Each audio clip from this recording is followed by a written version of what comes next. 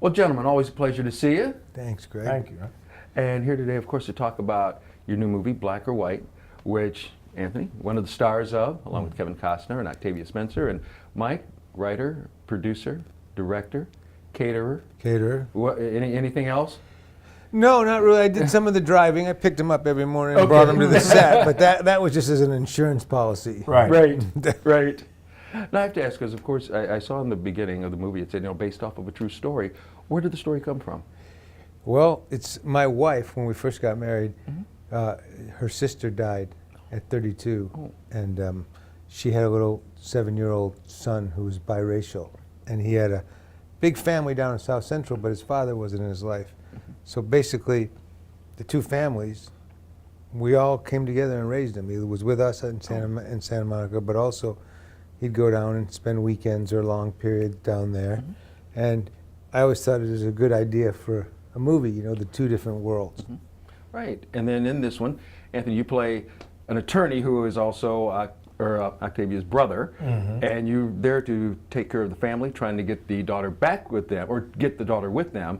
Right. And then also trying to make sure that everybody thought that the son was this upstanding, good citizen. No, I knew the son was a loser, and I wanted everybody to understand he was a loser. I think with this movie that's so great is there's never an instance where anybody holds any punches. I think everyone tells the truth to each other, and they let them know exactly what they think about what they're doing and how they fit in. So it's it's funny when you see a movie like this. So often people take the easy way out and say, "Oh, he's just on drugs. It's okay. He'll get better." But I think you need that character that says, "No, you're a loser. You're going to continue to be a loser unless you shape up." Right. That's right. Right. That's right. And sometimes it's kind of a weird thing. People say, "Well, how did you as a white guy write that scene?" But the truth is, you have the same thing with Jewish guys. You just want to go, "Man, you're just like a walking stereotype," and you make everybody else go, "You see, that's how the Jews are." And you just know. I was saying this morning, our differences are so only skin deep and skin so thin. Right. But after that, as a writer, you realize that everybody's really the same. Everyone's insecure. Everyone gets angry about the same things. Families, people always talk about Jewish guilt with grandmothers and mothers. And then I hear, well, black mothers. It's all the same. Yeah. Right. It's all the same crap. Right. With the emphasis on the word crap. Right. And that's why when I first sent Anthony the script, I wanted to do something a little change up as a young black lawyer, and I said, why couldn't he have wings? And why couldn't you fly through the courtroom and be the Falcon for just maybe one scene? Just a half a scene. But for copyright purposes, we won't call him the Falcon. We'll call him Fly Guy. And he shot it down because, you know what, he's not a risk taker.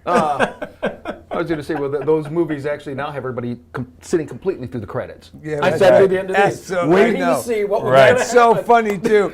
You go to one of those Marvel movies and you get up when the credits are and go, sit down! Right. They've got more coming up. Exactly. And I'm like, I don't care. I don't care. I can see it on the internet faster than it's going to come up for you. Okay? Right.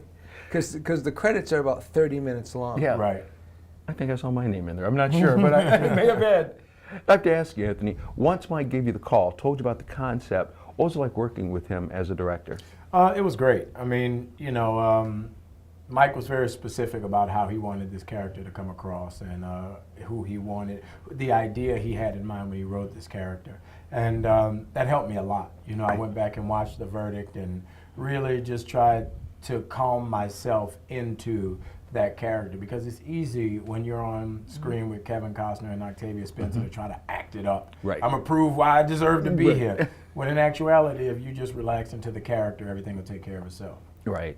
And the other thing is, I have to say, when you're working on the caliber of Kevin Costner, Anthony Mackie, and Octavia Spencer, and just in general, really, for me, I don't really give a lot of direction. We'll talk about before. I said, hey, look at James Mason. But what I was doing on the set was, that was good. You want to do another one? Actors direct themselves, good actors. For me, when I'm acting, I don't like the guy coming up and telling me too much. I just Right. like good or bad, lower, higher, left, right, you know? Right. And these type of actors, I don't want to presume to tell them what to do, you Yeah. know? I really don't. Yeah. Because I also have to ask you, I interviewed Kevin Costner for some other movies, and immediately when I said from Detroit, he always goes, "Oh, you know Mike Miner?" And I said, "Yeah." He says, "We're working on this project, Black or White," and he was telling me about it. Then he also told me about, you know, what you guys had to do to get it together. Yeah. Talk a little bit about that. Yeah, well, the studios didn't want to make it. Right. They just, and they give you couched answers, but they basically say black people and white people don't want to see black and white people together. Right. They want to black people want to watch all black people or all white people, and white people just want to watch all white people. You know, and they've got these rules, and black people don't sell foreign, and it's all Yeah. right. None of the rules exist. They're all just rules that they figure they're safe and they're going to keep their jobs if they stay within those lines. Right. And this was a movie that they all said, it's an amazing script. We don't want to do it. And he just called me up one night and said, I'm gonna finance it myself. And I said, how much you got in the bank? When you're writing $9 million checks, Right. little fella. But no, he did. And Right. it was a very unique situation in that we had no studio involvement, no notes. Right.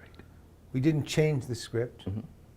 He didn't want to change the script. Right. He was like, because I would like to, I have some rewrite ideas. No, I like your script. Right. Don't mess with it.